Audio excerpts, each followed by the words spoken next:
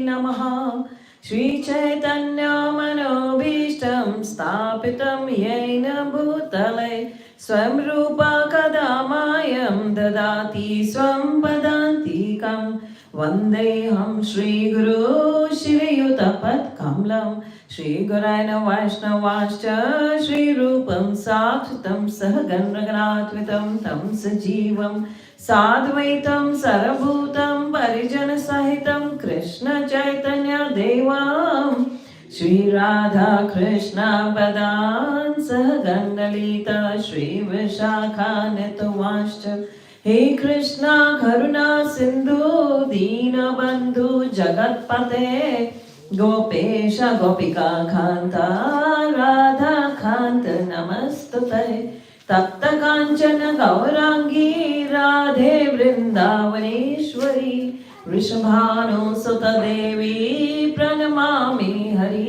Priye Vancha Kalpataru Bhaksha Kripa Sindhu Bhaivacha Patitanam Pavanebhyo Vaishnavyo Namo Namah Jai Shri Krishna Chaitanya Prabhu Nityananda Shri Advaita Gadadara Shri Vasadi Gaura Bhakta Vrinda Hare Krishna Krishna Krishna Hare Hare Hare Rama Rama Rama Hare Hare Hare Krishna. Thank you. Hare Vancha Kalpataru Bhaksha Kripa Sindhuvevcha Patitanam Pavanebhyo Vaishnavyo Namo Namah. So I welcome you all for this session. Again, I should speak in English in the mix.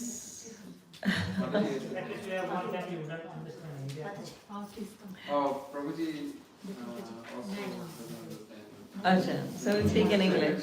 Yes, it's okay. So today's topic is very interesting. That how does the devotional service in the busy life, how will we do it? How will we follow? How will we surrender? What should we do? So it becomes easy in our day-to-day busy life. So when we understand the importance, of this spiritual world, then it will be easy for us to understand how to discard the busy life, how to organize our busy life.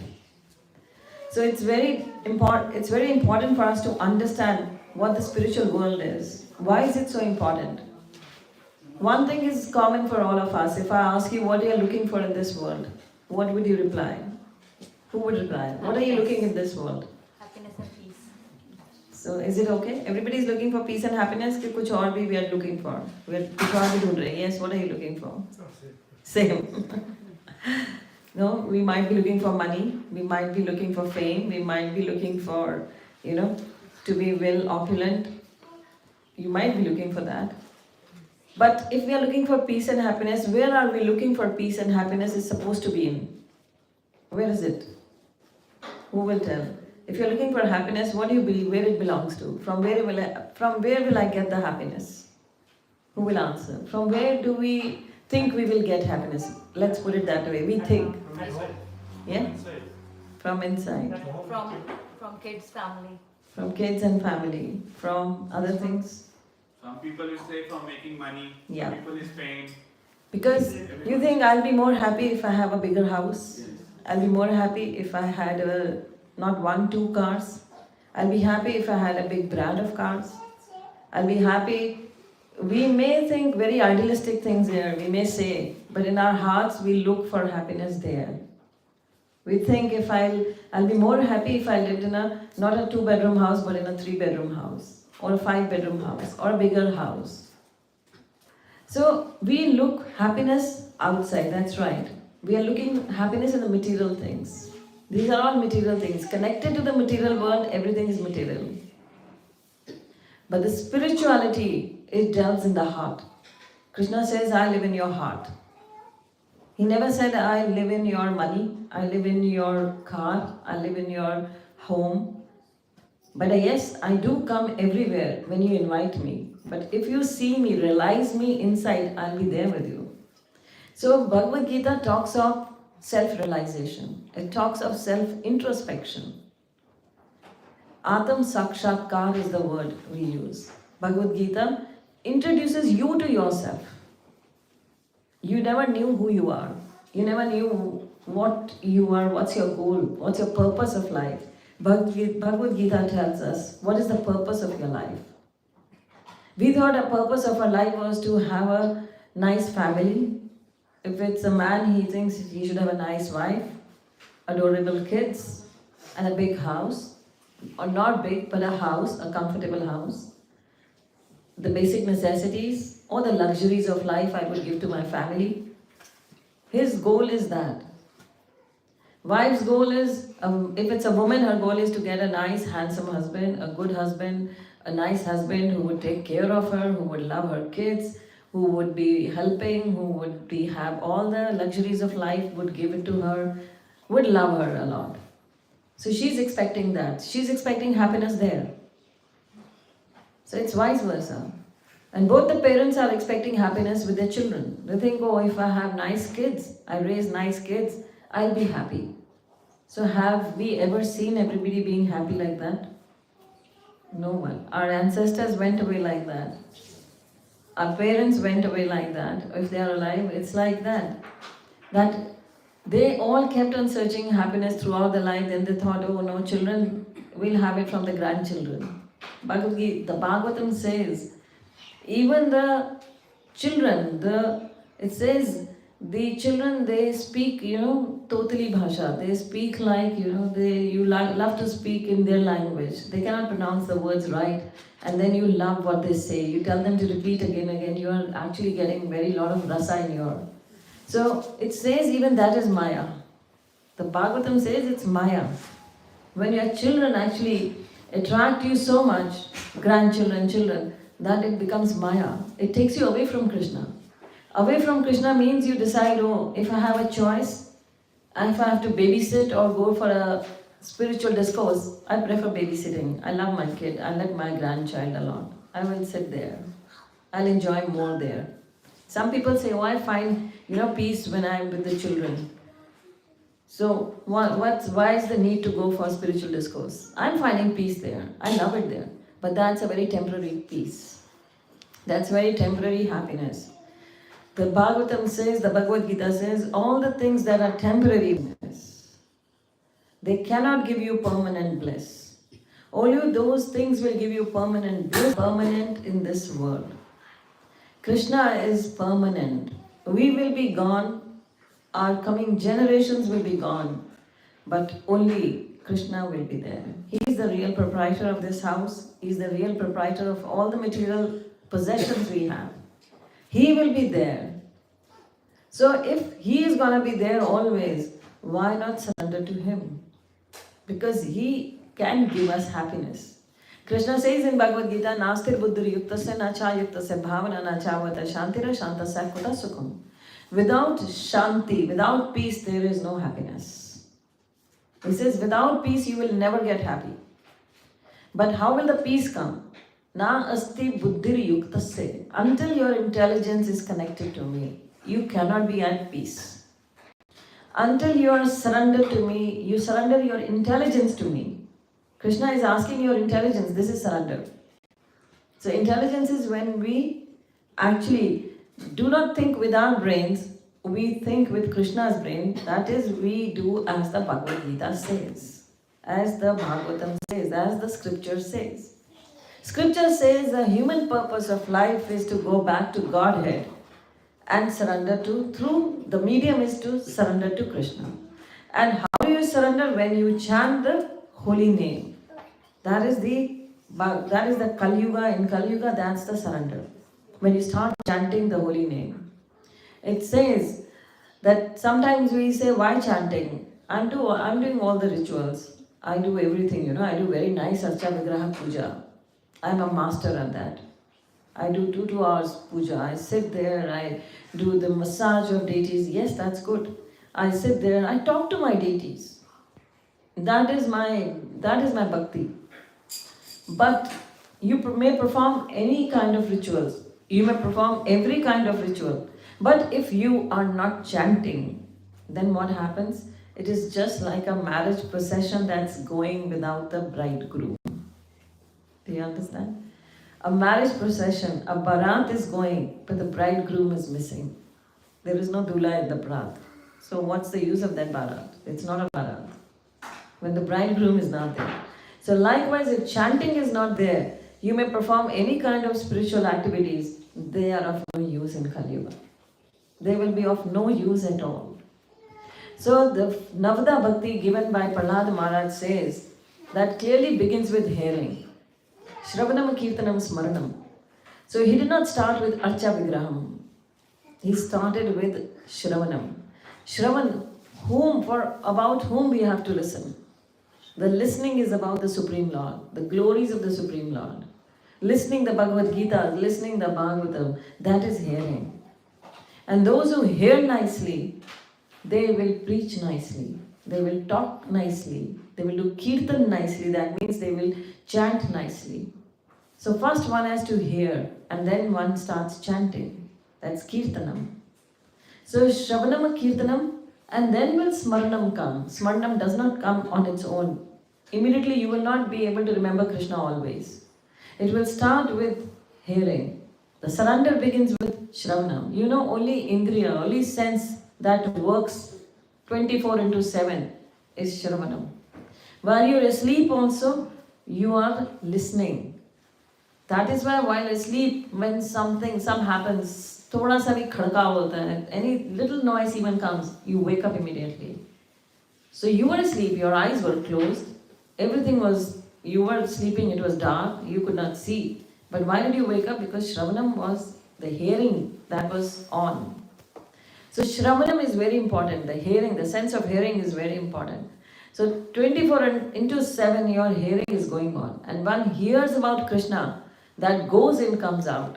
The Kirtanam will happen. And when Kirtanam happens, Smaranam will happen automatically. Automatically you will remember Krishna in your Krishna will be there in your consciousness 24/7. So while sleeping also you will be chanting. Arjun used to chant while sleeping. Once in Dwaraka this Leela happened. Krishna teaches with pastimes. This Leela happened that Krishna is there in Dwaraka and Arjun is in his own room in Dwaraka. He had gone to meet Krishna and he's sleeping in his room. And Krishna says, I want to talk to him. So Satyabhama says, the queen of Krishna says, I'll go and call him. She goes there and she sees Krishna, Arjuna is sleeping but he is singing, he is chanting Krishna's name. She gets so mesmerized there and she also remains there listening to it. She loves listening the glories of Krishna, she loves listening the chanting he's doing. And then Naraji is there. Naraji says, I'll go and call. Why? Satyabhama, she hasn't come as yet, Krishna says. So Naraji says, I'll go and see what's happened. I'll call her. So he goes there and he too does not return. He actually sees Arjuna is singing and chanting. He starts playing the veena and he is also there singing and chanting. Satyabhama is also dancing. Naraji is singing and dancing and Arjuna is fast asleep but he is chanting. And now Krishna himself says, nobody is coming back, let me see and check what's happening there. And then when he goes there, he is too mesmerized with his own name. He starts dancing with all of them. So Arjuna is Gudakesh. Arjuna actually reveals that he chants the name while asleep as well. So that is for us, that is this Marnam. That will happen in our consciousness. When we are asleep also, we are chanting, we will be chanting. It says in the scriptures that sote, jagte, chalte, phirte. So some may question, sote hue kaise chanting hogi? Arjuna ki tarah hogi. It will happen like Arjuna. While asleep also you will be chanting because in your subconscious level, Krishna has penetrated there. So how do we chant? So there are it says there are 3 ends. When we chant, we have to take care of 3 ends in our life. Mood, method and mellow. So the mood is, first you should have a mood of chanting. Like you see the deities take their darshan, you take the darshan of the Guru and Krishna, you bow down to them, you look at them, take their permission, ask them to bless you. So that is the mood of chanting that will come. The ambience comes. It plays a great role. And then the method follows. The method is, speaking and listening. You see, the food, what we will eat right now after it has been cooked in the kitchen. And we eat it through our mouth. There is no other way. You don't feed your hands, you don't feed your legs. Your legs are feeling weak, you don't start feeding them separately. You don't feed your arms, you don't feed your eyes. If you're feeling weak, you feed your mouth, it goes into your belly, and then it digests there. And then you become healthy, and then you get all the strength. Likewise, when we chant, we cook the food for our soul. This is the food for the soul, chanting. So you cook this food on your tongue, on your jiva. When you cook it on your jiva, that is, you are actually chanting the holy name, and Krishna comes and starts dancing on your jiva. It's a truth that he does come on your jiva, on your tongue, and he starts dancing. Because you are sincerely and with full purification you want to chant his name. So he comes there. So that is the cooking of the food, cooking of the spiritual food, cooking of the holy name. You started with your tongue. How do you eat it? The food that was cooked in the kitchen, you ate it through your mouth. How will you eat the holy name? It goes through your ears. With your ears you eat this. And where does it digest? The food was digested in your stomach and it made you healthy. But where will this food digest? The spiritual food, the chanting of the holy name, it digests in your heart. You have to take it in your heart. It will go into your heart and it will remain there and it will clear out all the dirt in your heart. And then Krishna will appear in your heart. And he's already there, but we can't see him because we've got a lot of dirt in our heart. And as we start chanting, that dirt will start actually fading away. And when the dirt will fade away, Krishna will reveal. Chitte Guru. He will reveal. He is there very much. So these are the 3 M's. The method is this, then the mellow. So mellow is when you chant, you can pick up a mellow for yourself. You want this chanting not to be mechanical. We don't want our chanting to be mechanical. People say, oh, you chant, it's just mechanical. Every day you get up like a robot, pick up your beads, chant, then you tie your bead bag and keep it aside. Next morning we'll pick it up. It's done. 16 rounds done, we kept it. It's not some mechanical thing that's going on. You're not a robot. Your chanting should be living. It should have life in it. It should have vibrancy in it. How can that be possible? When you pick up a mellow and you chant with full heart, that is sometimes we chant like Hare Krishna, Krishna Krishna, Hare Ram, Ram Ram, Hare Krishna. So you are putting your force on one word Hare. And sometimes you can pick up another mellow and you say Hare Krishna, Krishna Krishna, Hare. So you actually put your force on Krishna. So you can keep on changing, and then that is, you are living your japa.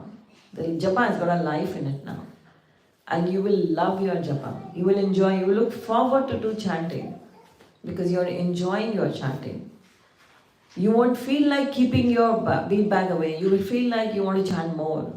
That is the feeling. It's not that, oh, I just to chant 16 rounds, it's a burden on me. When will they finish and Hare Krishna, Krishna Krishna? That's no chanting. Not at all.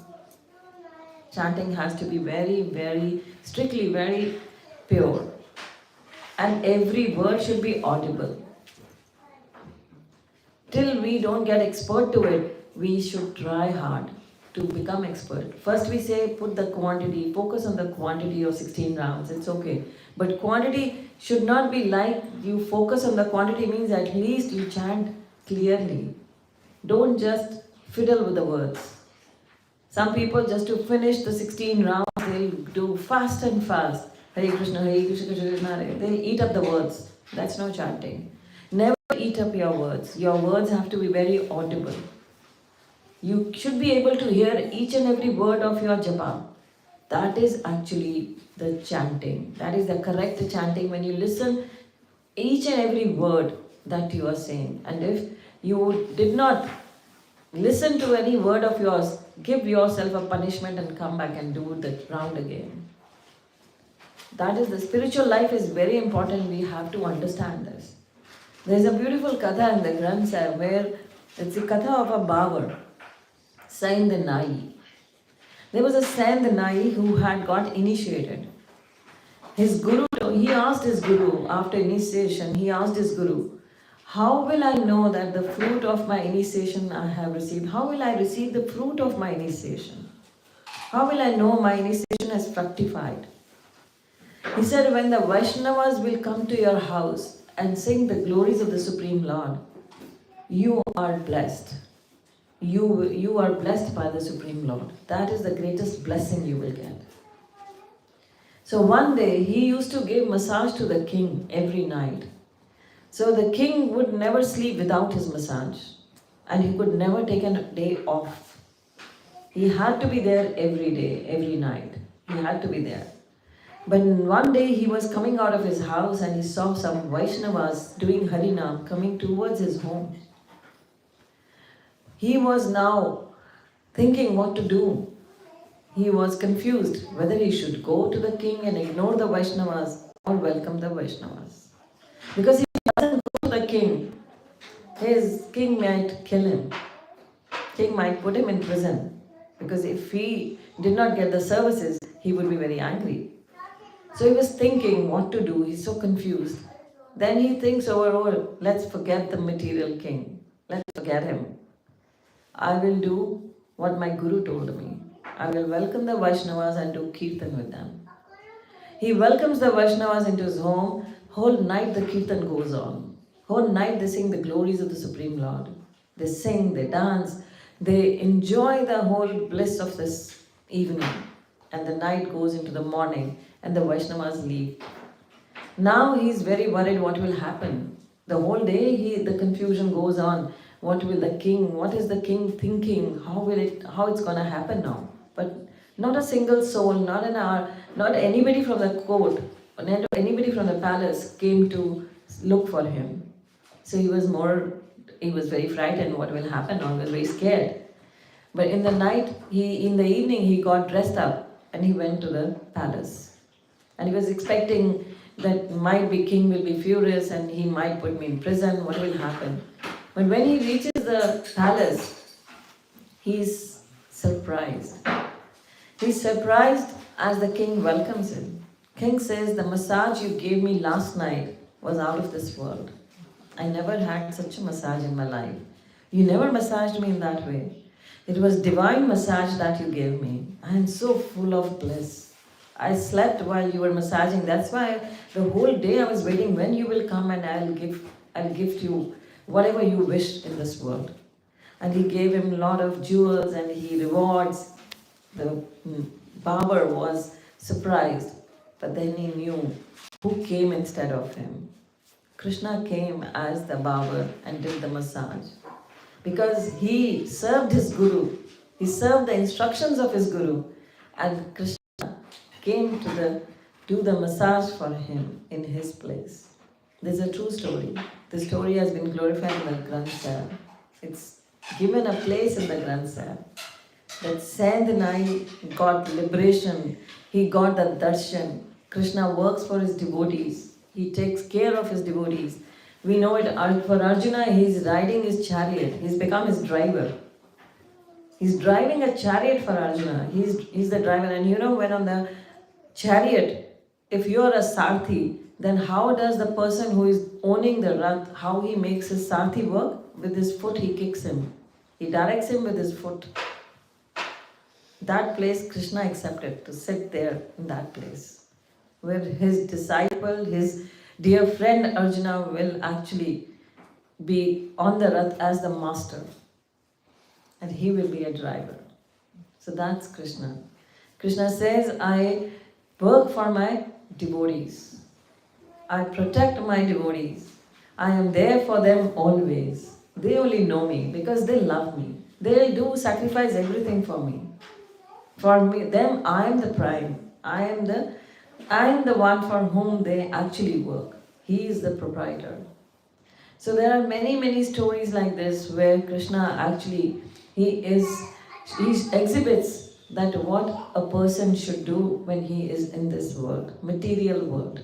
So this world is material. Everybody is busy in this world. Everybody is busy. And Yamraj barges in. He's not worried that you are busy or not. he may knock on your door anytime. He's not going to wait and ask you, should I come in now? Are you free? He won't ask you. But something we need, we always say, oh, I'm busy. I don't have time. So if we have this intention, then how will we actually be spiritualized that you will never have time. That's for sure shot. A person in this world will never have time for Krishna. They will have time for all other things. But the person has got a materialistic person has an excuse that he doesn't have time for Krishna. He says, oh, I'm so busy. I have no time. Prabhupada actually had written an article and he used to get back to Godhead printed. And he wrote an article in that, I have no time. He says he went to see a government official and he asked him for some government work he was there, for some official work he had gone. So he told that person, please chant. He said, don't you see I don't have any time? Whole day I'm burdened with so many files. I have no time. Sorry, I have no time. And after a few days, Prabhupada had to go back to that government officer. He went back again and that person had died. He had met with some cardiac arrest and he passed away. Prabhupada asked about him and he was no more. And Prabhupada said he had no time. What happened to him? He had no time for chanting. Now where is he? So this is how life is. Life can ditch us anytime. Death is going to happen. It is evident. It will happen. But how do we want to die is up to us. You know that we know the story that how we die, that decides our consciousness at the time of death decides our next birth. Reincarnation is gonna happen. It's sure shot. There is reincarnation. Nobody can deny that. But there's a story in the Bhagavatam that reveals that what is your consciousness at the time of death, you will get a body in your next life. Which is that story? Bharat Maharaj. There are 3 lifetimes of Bharat Maharaj given in the Bhagavatam, telling about his reincarnation all the time. Bharat Maharaj left his kingdom, left his palace, left all the comforts, luxuries, children, wives. He had many queens. He left everything, came to a forest. He wanted to do meditation and give up body while meditating. He was living in the forest. But then one day while he's in meditation, what he actually sees is there is a deer that's running and a hunter is running after the deer. And then the deer, it's a she deer. The hunter leaves the arrow for her and she in fear jumps. She delivers a baby and she dies. Now Bharat Maharaj took the care of the baby on himself. Out of compassion he said, let me raise this child. He has no mother. Some animal may kill this baby and may eat it. So it's up to me, I should take care. He started taking care of that baby deer. And days passed and passed. He fell in love with that because he's taking care of it's natural. He fell in love with the baby deer.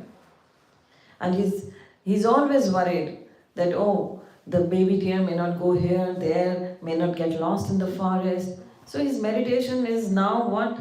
It's not concentration on Krishna, it's on the deer. And his death came. His last breath came and he had to die. His consciousness was in the deer. He had to take a body of a deer.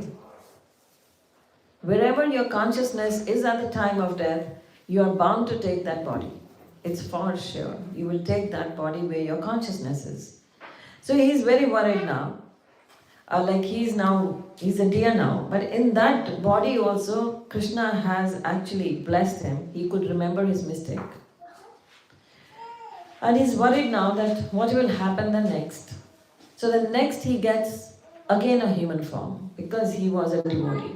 And it was his mistake that he committed. So he came in a human form. Now he remembered he had not to commit the same mistake. He became like a madman. He was born in a big family. He had many brothers there. He had a big family, parents and brothers. But to them he looked to be a dumb man. He acted like a dumb man. He never wanted to reveal to them that, oh, he could be of any purpose, because he did not want to actually be in the material world. And then he is very broad and tall, and then he actually, in this Jad Bharat, he is called now Jad Bharat, and then he gets the liberation here. There's a big story, but to cut short, he got liberated then. So it is our consciousness that plays the part.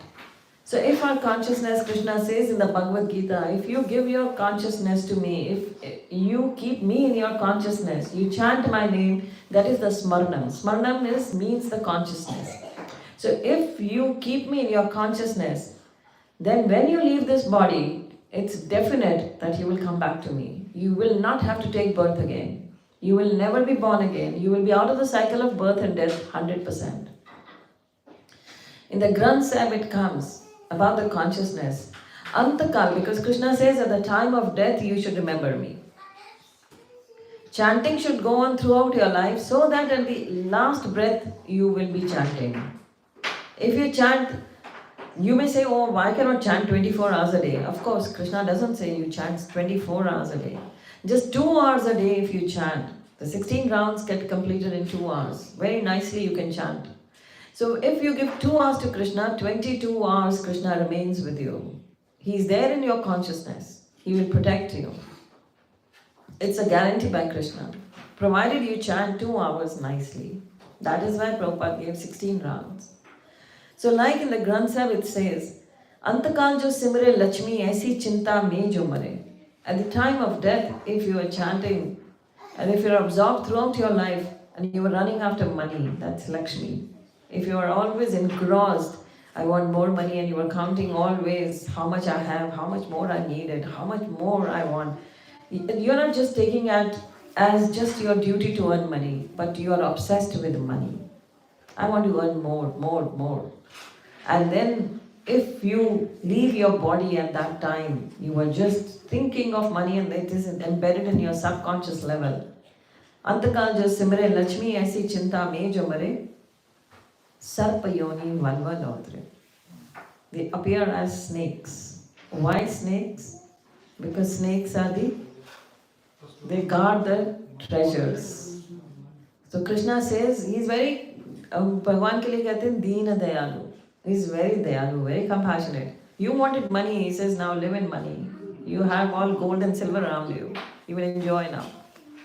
Antakal jo, and then it says in the Gurbani, Are Govind naam na bisre meri bai, Govind naam na bisre.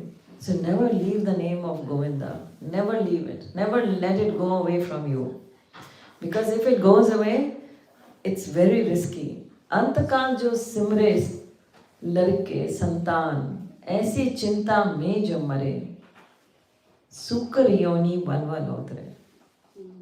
Those who were actually always engrossed with their children, obsessed with their children, and my kids are small now, my kids will grow up, then I have grown up children, and then you're obsessed with your children. You must have seen sometimes people, this show, if they're dying also, they're calling, where is my son, where is my daughter, call them, sare ghar ko ikattha kar lo, everybody around them. They don't know how risky this is. It's very risky at that time, at the last breath, if he is actually obsessed and if he gets that person in his consciousness, what havoc it's gonna play. Krishna says this, it is written in the Bhagavad, this is there in the Granth Sahib, it says, Antakan jo simre larke santan aisi chinta mein jo mare, sukkar yoni valva lautre. Krishna says you are very worried about 1 or 2 kids, you will have trail of kids. A pig doesn't, a hog does not go, wherever he goes, he has a trail of children behind him. You go to a farmhouse to see a pig, you will see if it has baby pigs, they all walk behind the mother pig. There is a trail, 10, 11, 12. India mein to there is common sight hai, the Kudadan you will see pigs. And you will see a trail of kids. So it's very risky. Antakal jo simre ghar mandar aisi chinta mein jo mare pret yoni valva lautre. Those who were always engrossed in house, oh I wanted it's a small house, a big house, or it's a big house, I want this. And you're always engrossed in your house and you did not chant the holy name at all. You're only obsessed with your house. Some are obsessed with the cleanliness of the house, some are obsessed with anything in the house. They're always obsessed with their house. Some people, they do not leave their house alone. Oh, we cannot go out, to a program. We cannot leave our house like that. We cannot leave with nobody at home. They are all worried about their house, that one day you have to leave this house, of course. So, अंतकाल जो सिमरे घर मंदिर ऐसी चिंता में जो मरे प्रेत योनि वलवल उतरे. They will go into the yoni of ghost. So the haunted houses, ghosts live where? In houses, haunted houses. That is why Krishna says, you wanted bricks and walls, I give you. Stay freely in that till you get liberated now. अंतकाल जो सिमरे नारायण ऐसी चिंता में जो मरे बदत लोचन कहते हैं. अंतकाल जो सिमरे नारायण ऐसी चिंता में जो मरे पीतांबर ताके हृदय बसे. Krishna takes them away to his own house, own abode, those who chant his holy name at the time of death. That's a guarantee given again. So all the scriptures are giving us the guarantee. It's only that we haven't opened our ears. That is why hearing is important. That is why the Navda Bhakti, the 9 ways to devotional life starts with hearing. That is why opening up our ears is very important. This indriya, this sense is very important. Those who cannot hear, it's very difficult for them to become devotees. Those who hear, they will become devotees. Because those who will hear, they will do the kirtan. Hearing means imbibing and taking it inside. So those who hear and give up their whole heart to it, they will actually do the kirtan and they will do the smaranam. So smaranam is ultimate. Smaranam is actually, and it ends up Archanam, Vandanam, Dasya, Sakhyam, Atma Nivedanam. These are nine bhakti gyans. The last is Atma Nivedanam. That is surrender, complete surrender. So those who do the Smaranam, they will do the Archa Vigraham nicely. The Archa Vigraham was not placed first. Hearing was placed first. Chanting was placed second. Smaranam is third. Then Archanam, Vandanam, Dasyam, Sakhyam.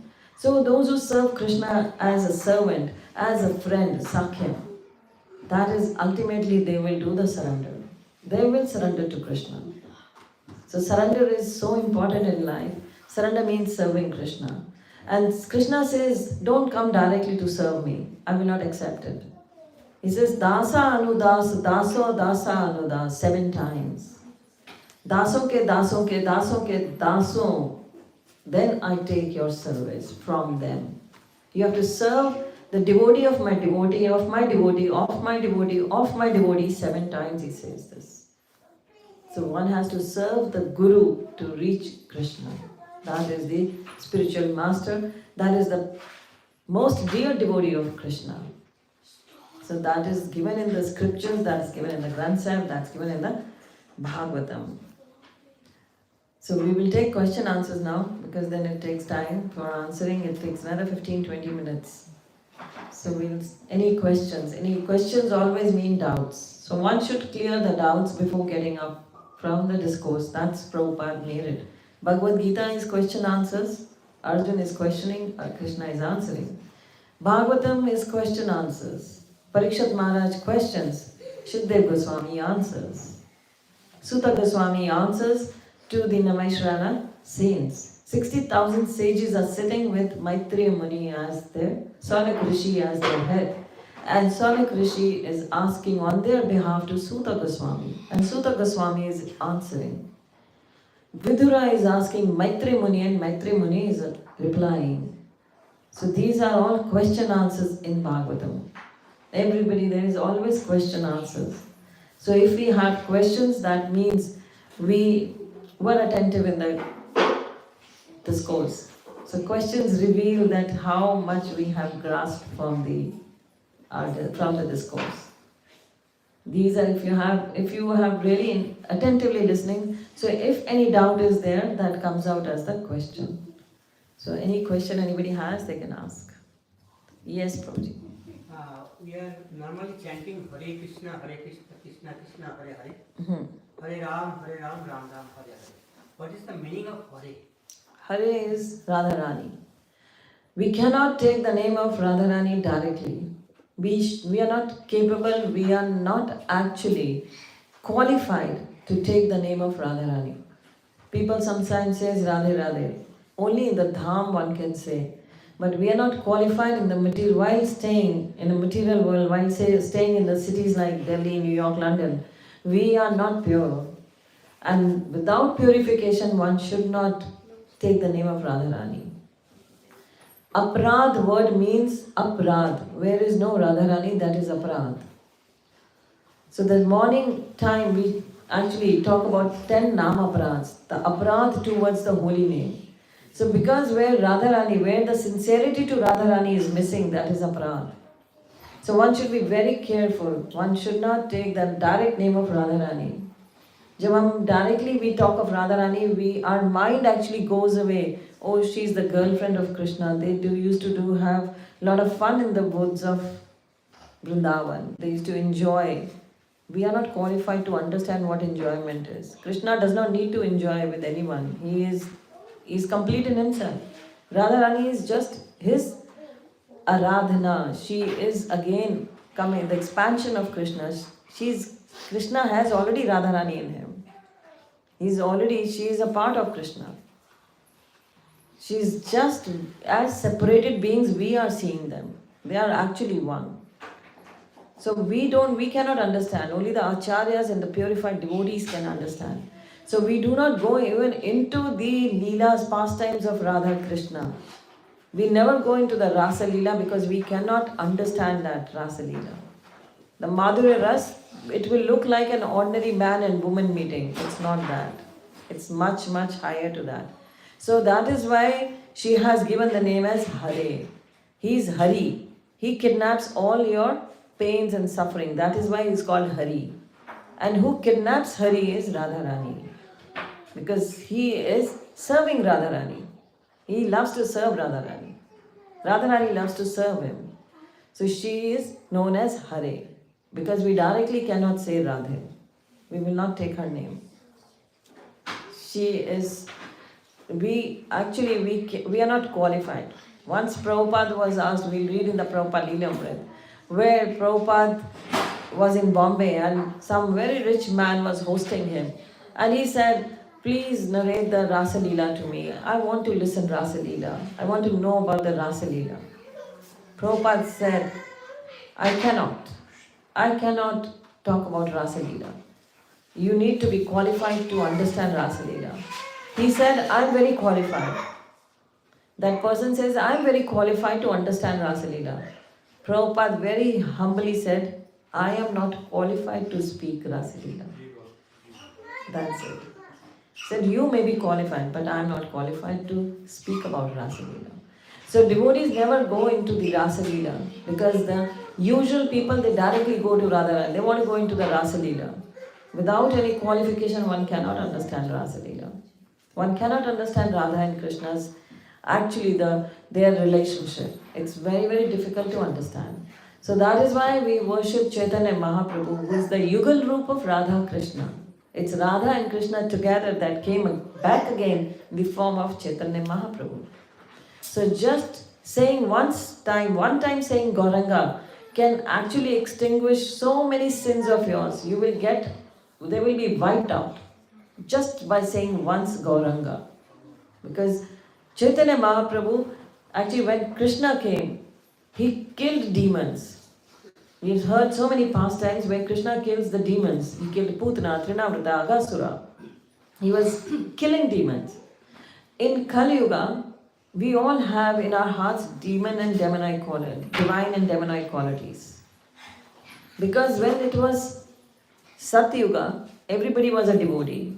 Then came Treta Yuga. In Treta Yuga, there is a distance between the divine and the demons. Lanka is the place where Ravana was there. And Ram is here, there is an ocean apart. There is an ocean that divides it. And Ram is here in Ayodhya. So there is an ocean. Then came Dwapar Yuga.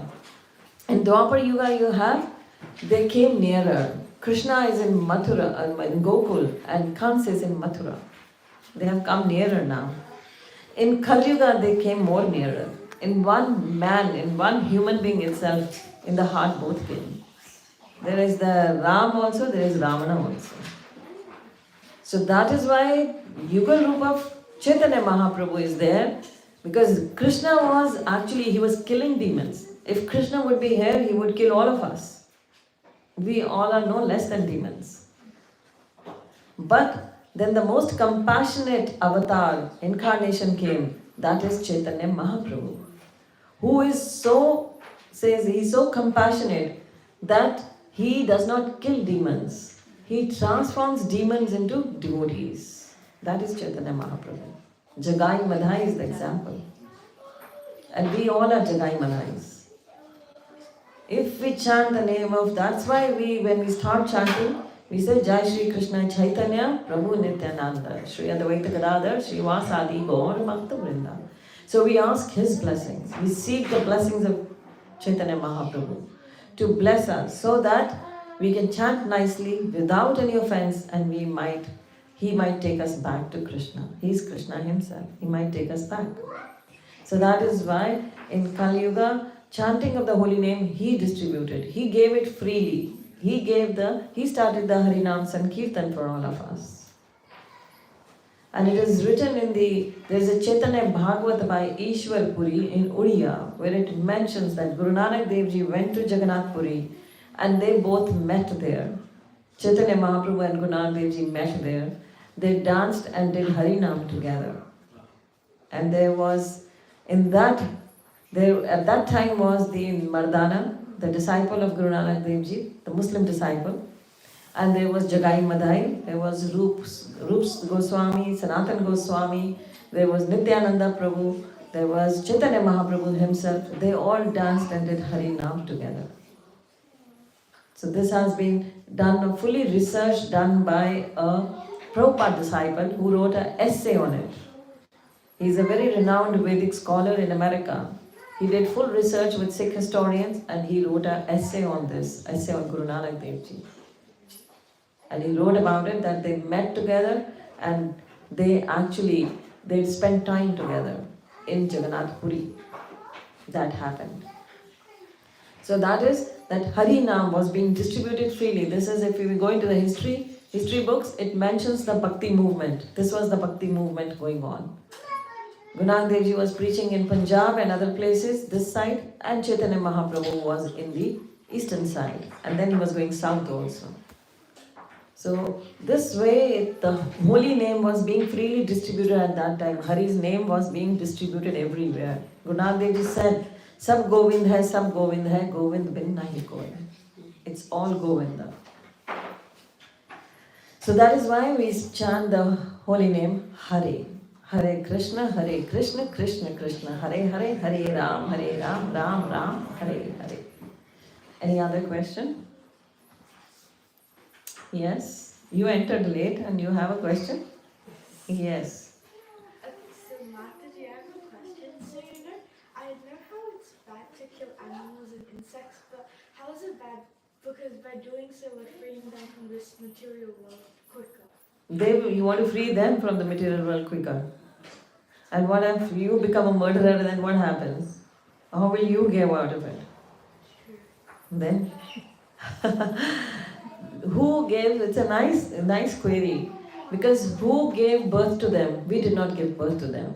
We are not their cause. Their cause is Krishna. He gave birth to them. So he has the right to take it back. We have no right. So that is, they also have a soul. So if we kill them, so they get the pain. The next question would be, even the plants have a consciousness. So we hurt them also. But Krishna says in Bhagavad Gita that I allow you to eat the vegetables. You can take them but offer them to me and then you eat it. Because they have the least consciousness. Animals have full consciousness like us. They feel the pain, everything like us. But plants have very minute consciousness. So he said you can eat that because we have to survive. How would we survive? So he gave this liberty to us. And he said you can eat that but offer to me. Don't eat without offering. Then if you will eat without offering, you are eating sins. He said then it will be only sins.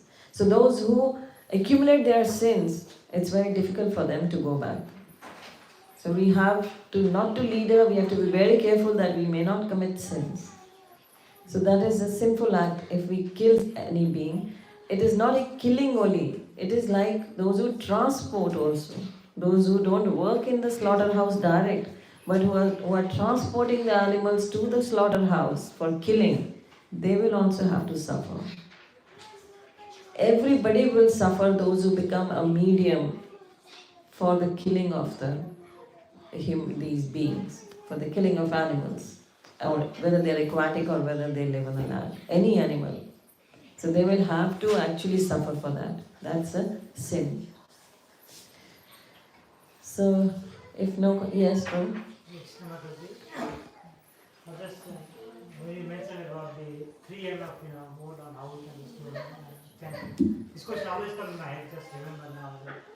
So you go to work, come back, just in the train, right? So this is actually this time. That's what I do now, easily 6 to 6, if not 7, easily 1. But whenever I just remember this Hare Krishna, then immediately, oh my God, I have shoes on my feet. Then it just holds back and we are not even closer to Sudra, even we are closer to. Oh, it's okay if you have shoes on your feet. It doesn't matter. But that bhava always just comes so much. The best one is sitting at one place in the temple room or keeping Krishna's picture before you. But if you lack that time, it's okay. You can go for a morning walk and chant. You can do that. Because chanting can be done anywhere, irrespective of the place. For chanting, Chaitanya Mahaprabhu is so merciful, he did not give any hard and fast rules for it.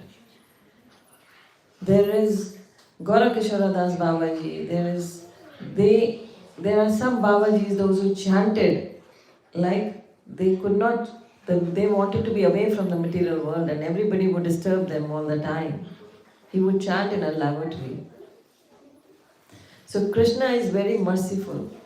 His holy name can be chanted anywhere.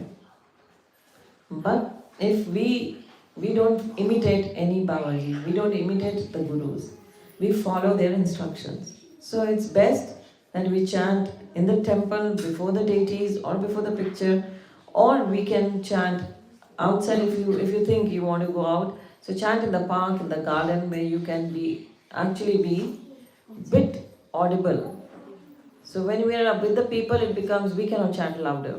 So when you are on your own, not very loud, but still bit louder, so that you can hear. So you go in the park, you go in your garden, you sit in your garden, walk in your garden, you can chant. And wearing shoes is no problem. You can chant wearing shoes. That's it. Yes. जीवन के प्रथम स्तर में हम जो लोग nonveg खा चुके हैं और अभी वो जो भक्ति में आए तो जो पहले नॉनवेज खाया उसका क्या है? Krishna says, Sarva dharma parityaja mam ekam sharanam vraja. You come to my surrender, you surrender to me, you come to my shelter, then what I do? Sarva papebhyo mokshyami ma shucha. He clearly says, I will release you of all the sins you have committed. Not only in this birth, in your previous births also. I will free you from all the sins and I will take you back, don't worry. Condition is surrender. That's all. So that's it, we finished the session. Okay, question. You mentioned about the slaughterhouse, so the person even not working in the slaughterhouse, they also get infected if they are transporting as well. I work for the bank, but bank also invests on those slaughterhouses. How do you see that money? You purify your money by giving donations for the service of Krishna. That's it. We can purify because likewise it's a chain. But that is a very direct. Transporting is very direct. He has animals loaded in his van or in his truck and he knows they are going for the slaughterhouse. So he will be punished for that. Knowingly, he knows it. He knows it and he serves non-veg. He will have to take you have to take what you are sowing, you will reap. That was going to happen. But Lakshmi can be purified, that it's because your intent, Krishna sees our intention, of course. But then you would say his intention is good. The driver's intention is not. He doesn't eat non-veg. He chants, but he's just doing to earn money. But there are 100 other jobs to earn money. Why take directly this job where you know these animals are going to be killed now? So that's important for us. I think this is the best time to give donation to ISKCON Sydney because they are building a new temple. Yes, if you give a little bit even for Krishna's service, Krishna is indebted to you. That's for sure. If you build a temple for Krishna here, it's guaranteed in the scriptures, a house for you will be built in the Goloka. That's given in the scriptures. Little bit of donation will purify you. It will purify your family. It will bless you in the coming days. It will make you a devotee, a sincere devotee. Gradually you have given a service to Krishna.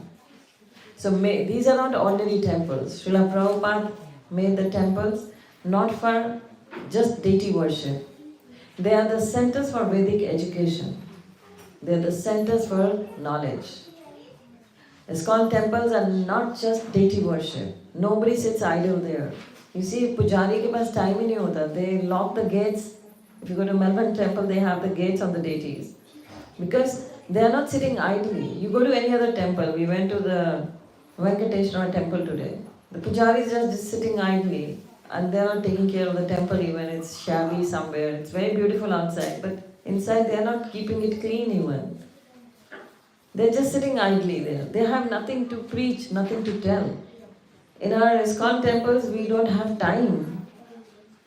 Everybody is well educated and they are all into preaching the Vedic knowledge. They all want to give the knowledge because they have taken it and they want to give it out. That is their duty. So they are the centers for Vedic knowledge. They are the hospitals to purify us. We may have any level of disease, any level of sins we have committed. If we go to a temple, gradually we will be purified. We keep on going.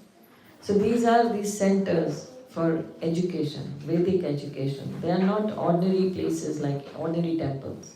They are very, very much different places. So they give enlightenment. They train people. They make them devotees. From demons they become devotees. So whether they were eating non-veg, whether they were drinking alcohol, whether they were on drugs, they all get purified here. If you become a devotee, you get rid of all those vices you had in yourself and you become purified.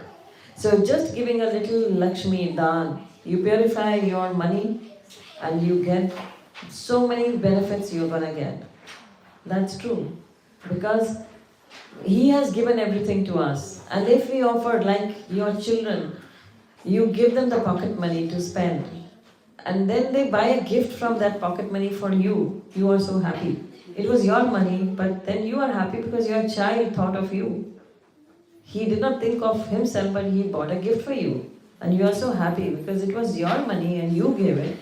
But then he's giving, you say, oh, it's my money only. But you are happy when you get that gift from your own money. Likewise, Krishna has given us everything. And if we give something back to him from that, he is very pleased that you at least thought of him. You thought of, like you got purified, you want others to be purified. That is why these temples are built. That is why these places are built, so that you can actually get purification and you get purified yourself. Hare Krishna. Yes, Prabhu. Okay. Yesterday also you were telling me we should pick the guru while with a great thinking after checking everything and all.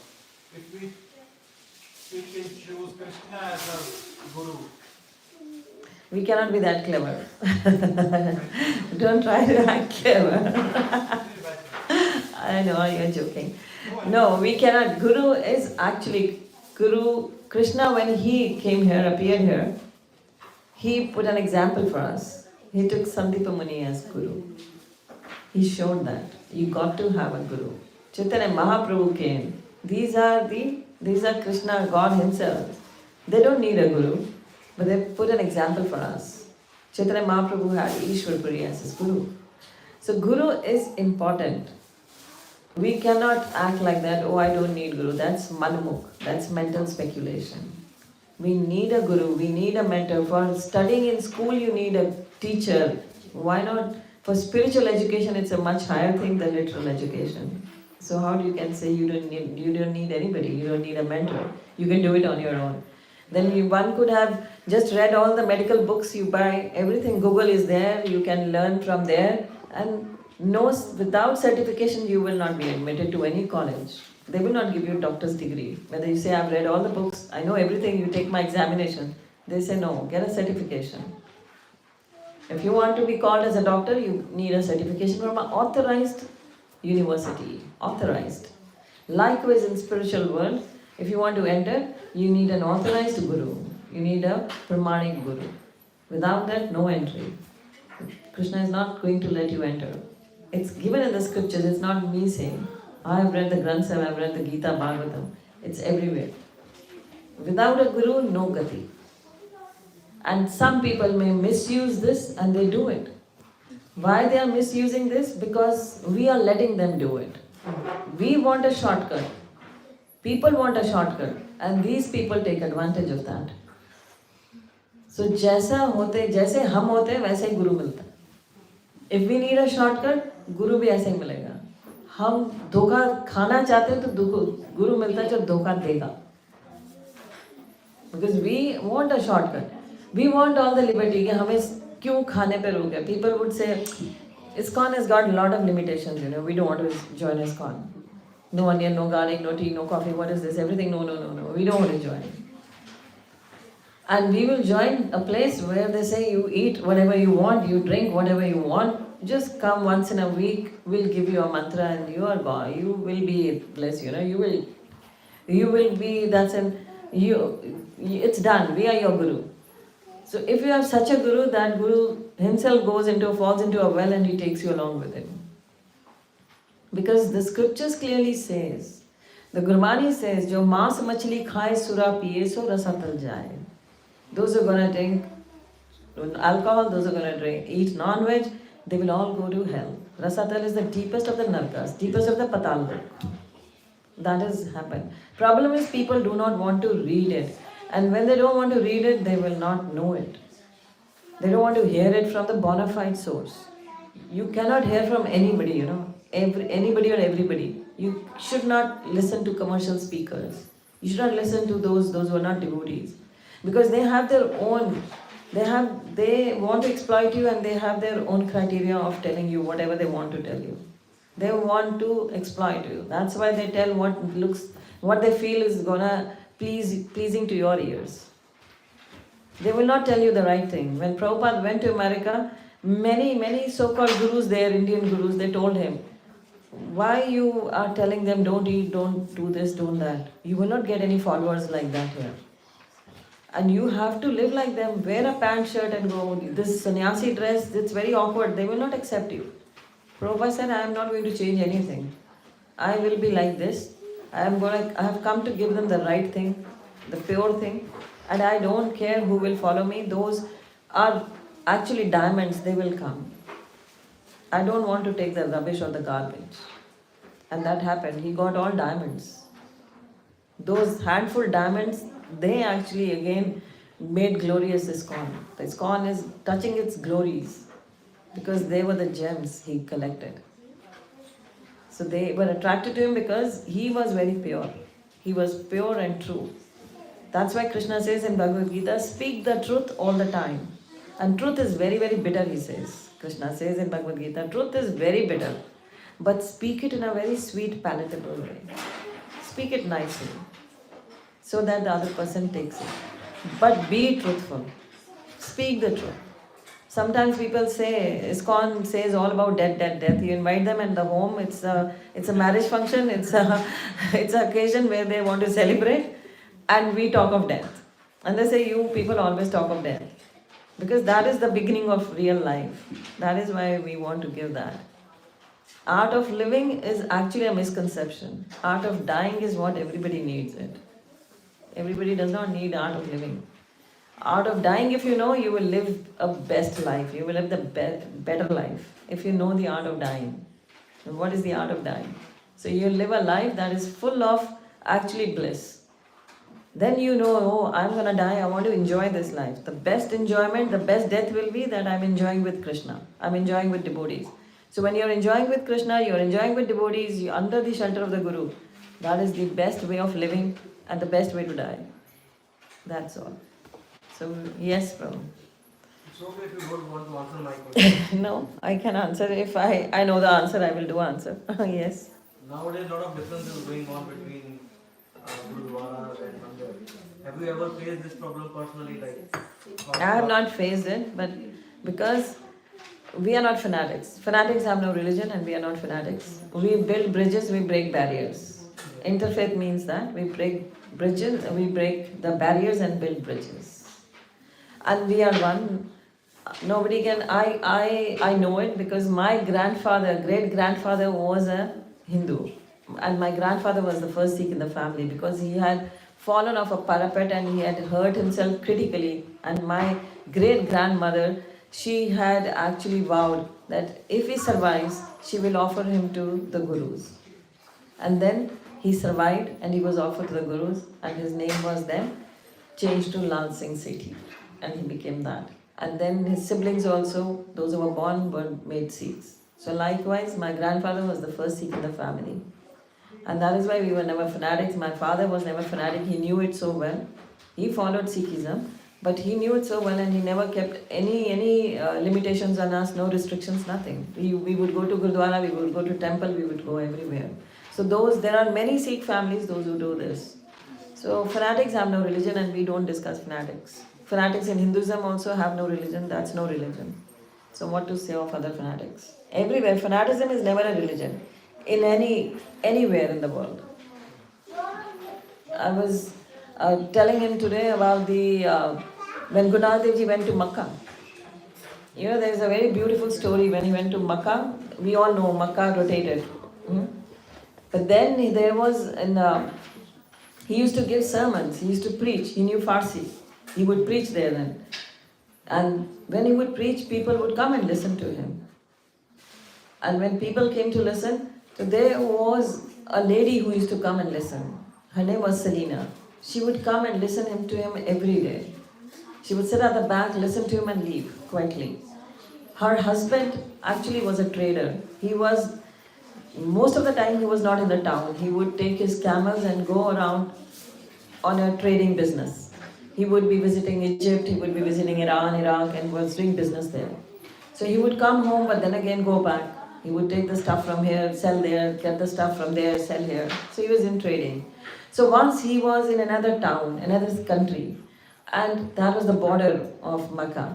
So he actually, his camel went into a garden and he started eating fruits there.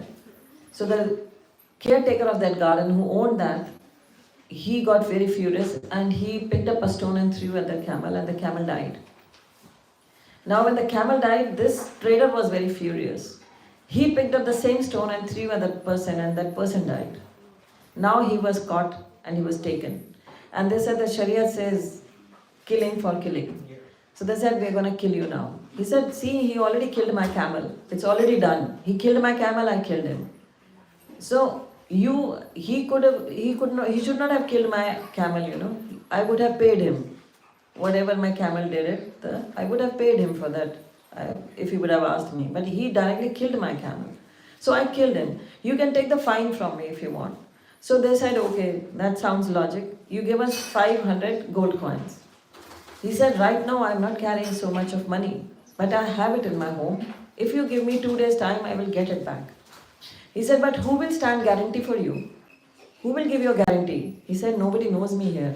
I'm new to this town. Nobody knows me. Then they said, then we need a guarantor. We cannot let you go like this. And then an old man came from the crowd. He said, I'll be your guarantor. You go, I will stand for you. Till you come back, I will be here. And they said, if you don't turn up, we will kill him. So better you come back. So this person, he went to his home. His wife was not at home. As usual, she had gone to hear the sermon. She was not at home. He went in the garden. He had buried few gold coins into it. Because in those days, nobody had lockers and, the gold, the steel almiras. They would put it in the ground, put it there. So he dug it out, took 500 gold coins, went back. Went back and immediately he gave the 500 gold coins. And he turned back so that he may thank that old man. But that old man disappeared. He vanished. He could not see him. He looked for him but could not find him. So he came back home. That day when his wife was there at the sermon, she just got up and Guru Nanak Dev Ji pointed at her and said, "Go home, your husband has come home. After a long tribulation, he's suffered a lot and he's home now." And she's surprised. She goes home and she finds her husband there. And she says to her husband, "Oh, I know you have been through some difficult time. You had a problem and some." He said, "How do you know?" "Nobody knew it. I came and I went back." And he described everything what happened. So she smiled. She said, and he said, "Where do you go? The neighbors are telling me that you listen to a Hindu, a Peer from Hind has come and you go to him. Why are you listening to a Hindu Peer?" She said, "You also must come and visit. He's got a beautiful aura. He's very majestic, very divine." So he said, "Okay, I'll come with you." So he went with her because he was very inquisitive. How did that guy, how did that person knew that his wife had been, that I have been through trouble? He's telling his wife, "Your husband has come through a lot of trouble." So he says, "I want to see him." So when he reaches there, he says that is the same person who was there. That's Guru Nanak Dev Ji was there, who protected him, who came there for him. So that is how the Guru is. Guru is the manifested form of Krishna, who appears and who knows everything. And he was there to actually be protected because she was coming daily here. She was so much engrossed in this katha that Guru Nanak Dev Ji blessed her. He blessed her, and how? He protected her husband. So this is how it is. So we don't worry about the fanatics. We just do our job. We praise, sing the glories of the Supreme Lord. We sing the glories of the Gurus. That's our job. We don't see anything, any fanaticism in this. Hare Krishna. So Srila Prabhupada ki jai, Bhagavad Gita Yatharup ki jai, Srimad Bhagavatam Mahapurana ki jai, Gaur Premanande Hari Hari. ISKCON Sydney Yatra ki jai, Shri Shri Radha Madhava Bhagwan ki jai, Guru Maharaj ki jai, Srila Prabhupada ki jai. Hare Krishna. Hari Bol. Thank you, Mataji. We are very fortunate to have your association. If anyone has any personal questions to ask from my feel free to ask. And now prasadam is there for everybody. It's happy Ekadashi. Yeah, first is the Deepdan. That's very important. And a very, very happy Ekadashi to all of you. Today is the most auspicious day. It is Madhav Tithi. It is the day of Krishna. And on top of that, it's a Kartik Mass and it's an Ekadashi. A double bonus, a bonanza for all of you. Hare Krishna. So,